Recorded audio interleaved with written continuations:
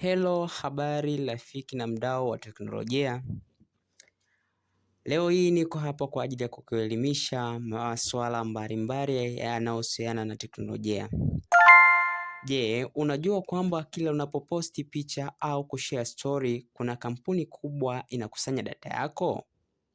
Basi, leo katika video hii nitakufundisha kuhusu sera na faragha ya mitandao ya kijamii ili usije ukawa bidhaa bila wewe kujua. Unachotakiwa kufanya, kaa vizuri na usisahau kusubscribe, kuwasha bell ili uwe wa kwanza kujua mambo haya muhimu. Mitandao ya kijamii imekuwa sehemu ya maisha yetu, lakini wengi wetu hatujui haki zetu na athari zinazotukabili. Katika video hii tutaangalia maeneo makuu matatu. Eneo la kwanza tutaangalia data wanazokusanya, nikiwa na maana ya kwamba kampuni hilo ambalo ni kubwa linakusanya data za aje, data za aina gani. Lakini pia eneo la pili tutaangalia jinsi wanavyozitumia data zako. Nikisema data nina maana ya kwamba data inaweza ikawa picha, video, lakini pia kile kitu chochote unachokibrowse ukiwa mtandaoni. Kitu chochote kile ambacho unakitype kuulizia, mfano kusearch kwamba nimeulizia labda ChatGPT kuhusu kitu fulani, that is data. Lakini pia eneo la tatu ambalo ni la mwisho tutakaloangalia kwenye hii video hii ni jinsi ya kujikinga ama kuwa salama mtandaoni. Bila kupoteza muda tutaanza na eneo la kwanza ambalo ni data wanazokusanya. Hapa ninamaanisha specifically Meta Company Limited. Meta ndo kampuni kubwa ambayo inaunganisha mitandao mbalimbali ya kijamii, kwa mfano Facebook, WhatsApp, TikTok pamoja na Instagram. Ni zote ni application ama social media ambazo zinasimamiwa na kampuni kubwa ambayo inaitwa Meta. Data unazokusanya ziko za aina gani? Wacha tuanze na msingi. Mtandao unakusanya data kubwa sana. Hii inajumuisha nini? Hii inajumuisha maelezo yako binafsi. Ninaposema maelezo yako binafsi na maana ya kwamba jina, umri, jinsia, mahali unapoishi, lakini pia kuna hobby ama tabia yako, kile kitu ambacho unapendelea kutazama pia ama kutumia. Lakini pia wanakusanya kuhusu GPS ama location yako ama mahali ulipo wewe. Lakini pia wanachukua namba yako, wanatambua namba, email, hata kontakti zako. Lakini pia wanatumia picha, video unazoposti ama unazopiga. Lakini pia hao wanachukua data kama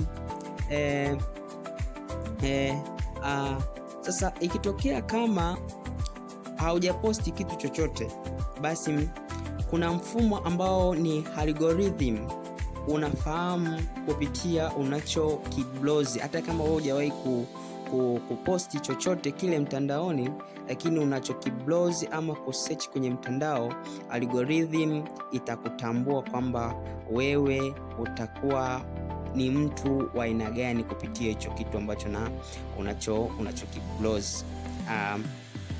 Hapa kuna swali la msingi ambalo watu wengi wamekuwa wakijiuliza kwamba kwa nini mimi siku moja ama siku mbili nilikuwa nikibrowse kwenye mtandao ama nikisearch kwenye mtandao, kwamba labda wewe suppose huyu ni mpenzi wa mpira wa miguu.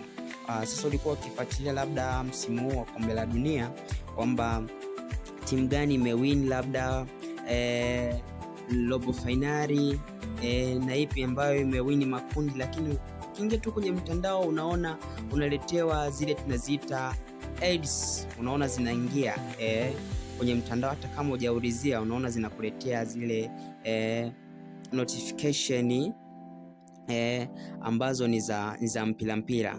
that is algorithm, kwamba wanachokifanya hawa Meta ni kwamba wanakuletea kile kilicho bora kulingana na interest yako ambacho ulikuwa na kibrowse kwenye mtandao muda ama wakati unapokuwa mtandaoni. Sasa kwa nini wanachukua hizo data zako ama hizo taarifa zako? Sehemu ya pili tunaona jinsi wanavyotumia hizo data.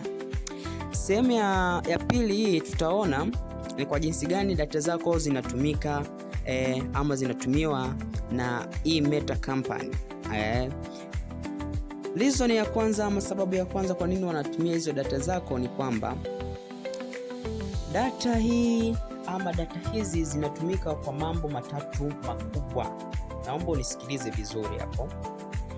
Hizo data ambazo wanazichukua kutokana na kile ambacho na kibrowse, taarifa zako zote binafsi, Meta wanatumia hizo data kufanya nini? Kitu cha kwanza wanazitumia kwenye nimesema mambo makuu matatu.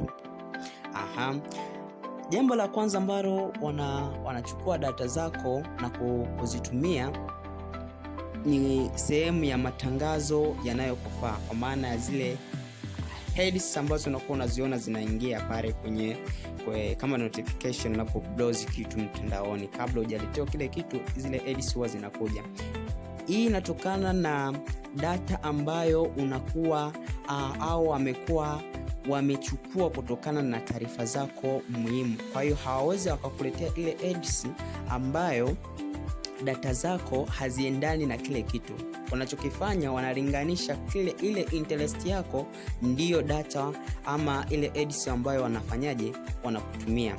Ndiyo maana unapoongea kuhusu kiatu, kesho yake unapoona tangazo la viatu, that is amplification ya data zako ambazo walikuwa wamechukua. Algorithm itakufahamu kabisa kwamba wewe jana uliulizia kuhusu kiatu, basi itakuletea matokeo ambayo yanafanana na kile ulichokiulizia jana au masaa machache yaliyopita.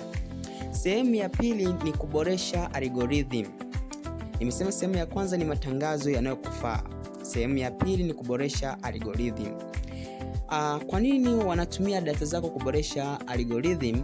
Ni kwamba inakuonyesha content unayoipenda ili video zako ama kile unachokibrowse mtandaoni kikufae zaidi.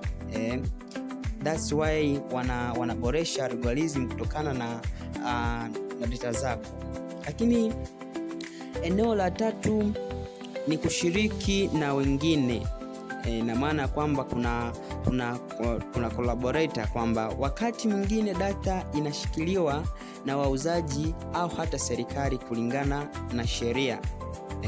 Kwa mfano unapobrowse kitu mtandaoni ambacho hakiruhusiwi, hapa tunazungumzia kushiriki na wengine, kwamba ile Meta Company Limited itashirikiana na vyanzo mbalimbali vya ulinzi labda na usalama kuhakikisha kwamba yule mtu ambaye amebrowse kitu ama amesearch kitu ambacho hakitakiwi anachukuliwa hatua za kisheria. Kwa hiyo unatakiwa kuwa makini unapo browse kitu mtandaoni. Unapo browse kitu mtandaoni unatakiwa kuwa makini sana. Hayo ni maeneo makuu matatu kwa ufupi ambayo nimekuletea. Ukitaka unaweza kaingia kwenye social media ambazo nimezitaja pale na kuangalia terms and privacy na ukasoma zaidi kama ninavyokuonyesha hapo kwenye tutorial. Basi kwa siku ya leo sina la ziada. Kama umefurahi ama umpenda kitu hiki, usikose kulike, kusubscribe na kushare kwa wengine ili tuendelee kutoa elimu.